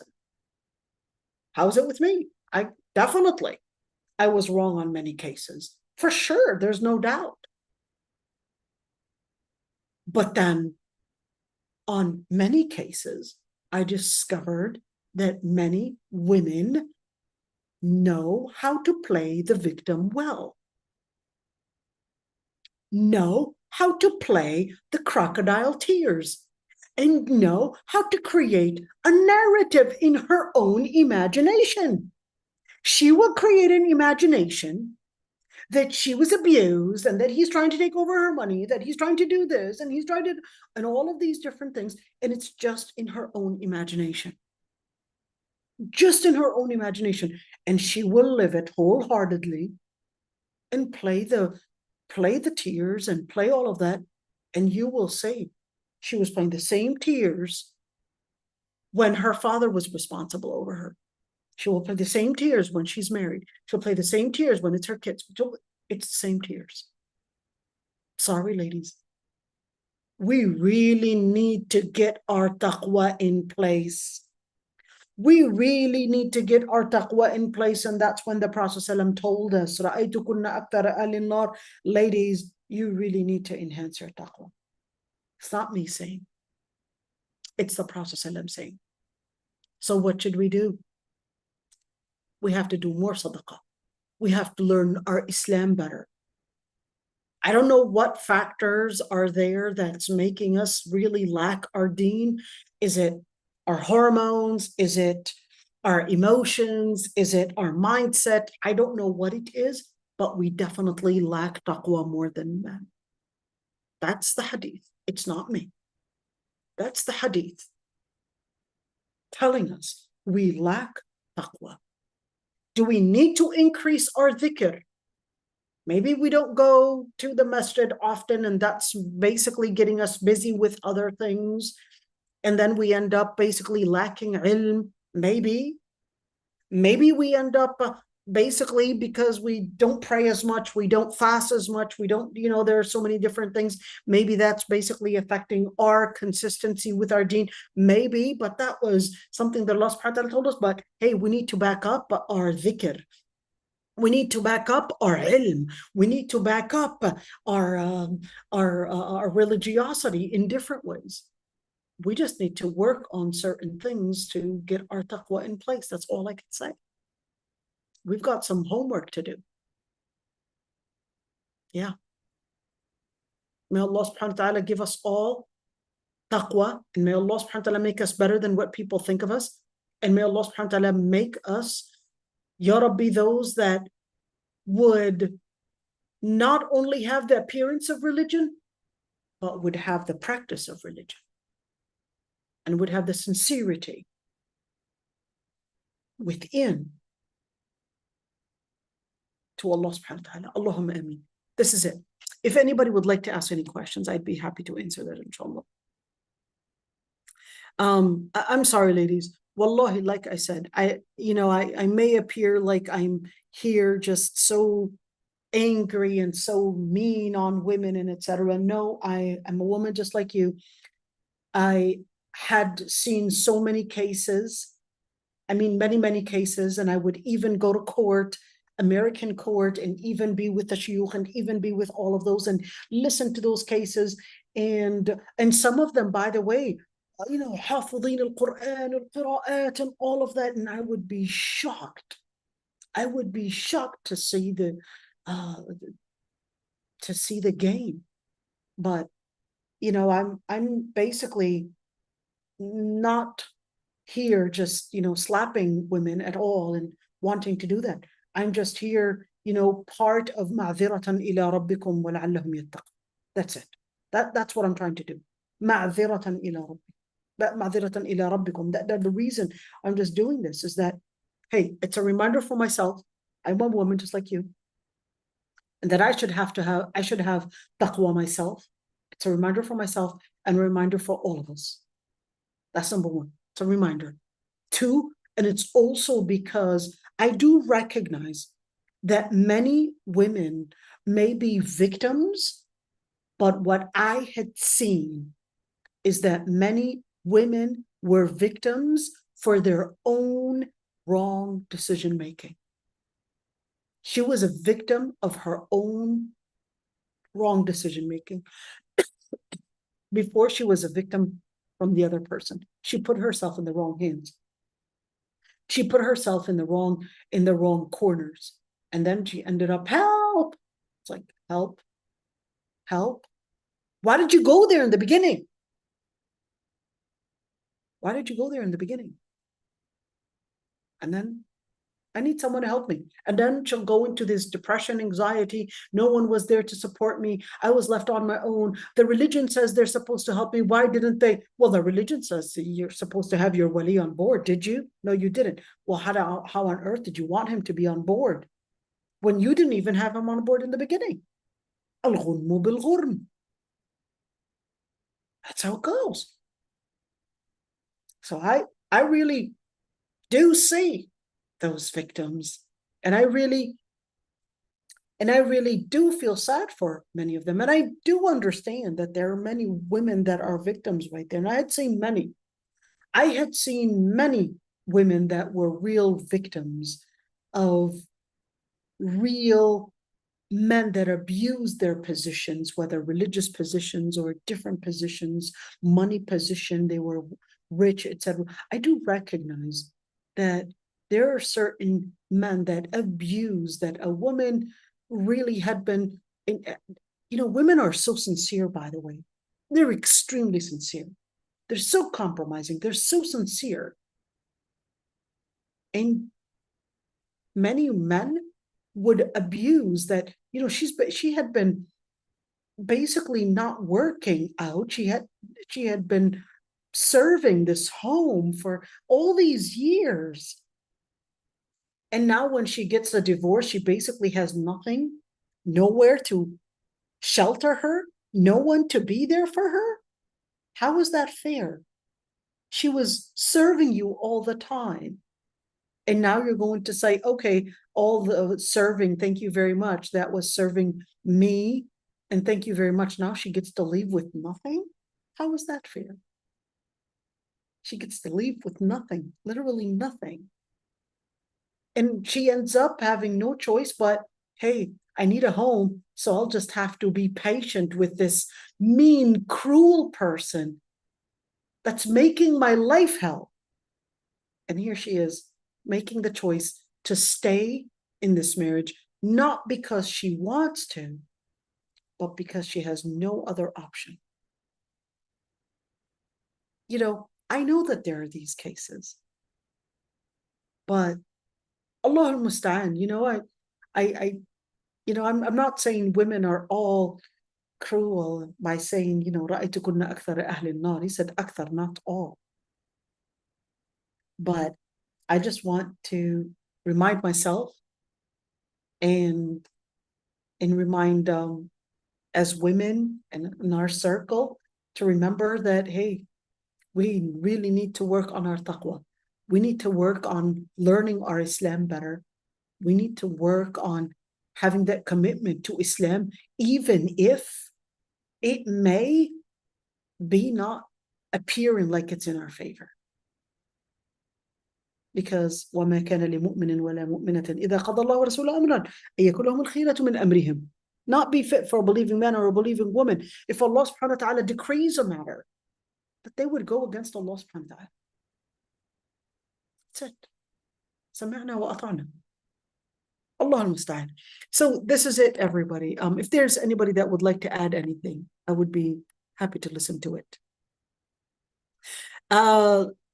Week after week, she says, you express how important accountability is and honoring the rights of people in our lives.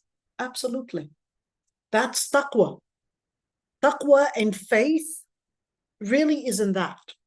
It's in honoring your borders and other people's borders, because it's so easy to put a mask on of religiosity, and that's the easiest thing, to wear hijab and to wear niqab and put a beard on. Oh, that's so easy. 5 daily prayers, very easy. Real taqwa is when you basically gotta give up on some of your interest for the sake of someone else that you probably hate. Yeah, we're human beings. Yeah, we can hate someone. Yeah, we're human beings. We don't have to necessarily love everybody. That's only in Jannah. That's in Jannah. In this world, oh no, we can hate somebody. And guess what? Not because you hate that person doesn't mean he's a devil. Because Allah subhanahu wa ta'ala says, نَزَعْنَا مَا فِي قُلُوبِهِم مِّن غِلٍّ. Some of those people that you might be hating might actually be the ones to enter Jannah, Just keeping that one in mind. Yeah. They could be the ones to enter Jannah. You know what that means? We could be not the ones to enter Jannah. That's so scary. So, yeah. Just keeping that one in mind. So, real religiosity is when you recognize people's borders and you recognize the principles of Allah subhanahu wa ta'ala. All that other stuff, it's very important, there's no doubt. Salah and hijab and all of that, that's very easy to do. Trust me, that's really easy to do. The hardest one is the qalb, our heart. When we are angry at somebody, but we still owe them something, our shaitan comes in and says, hey, they hurt you this way. Now is your time to retaliate. That's the shaitan coming in. Doesn't have to be in the same exact voice. But trust me, that's that voice that, well, no, not that exact voice, but that's that voice that shaitan comes in. Now is your time to retaliate. And then you feel that, yes, I have the right to retaliate, and just now. So the mu'min of taqwa will say, well, what I'm supposed to be doing is basically living it-taqwa. Living it-taqwa. And what I'm supposed to be doing is living the principles of Allah subhanahu wa ta'ala. This is it. سبحانك اللهم وبحمدك نستغفرك ونتوب إليك نشهد أن لا إله إلا أنت. We'll see you all tomorrow for tafsir. Yes, forgot about that one, because tomorrow we're going to be talking about al-israf. Stay tuned. Lot to say, inshallah. جزاك الله خيرا. وإياك.